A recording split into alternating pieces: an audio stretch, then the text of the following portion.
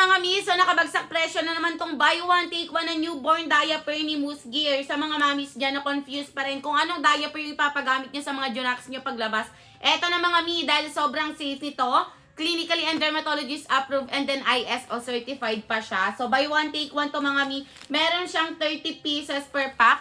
Tapos eto yung pinaka diaper natin, anyway upgraded quality na to mga mi. Cotton dry yung finish nito, walang halong plastic material, and at the same time, sobrang breathable. And meron tayong wetness indicator dyan, harap likod mga miha. Sobrang cute pa ng print.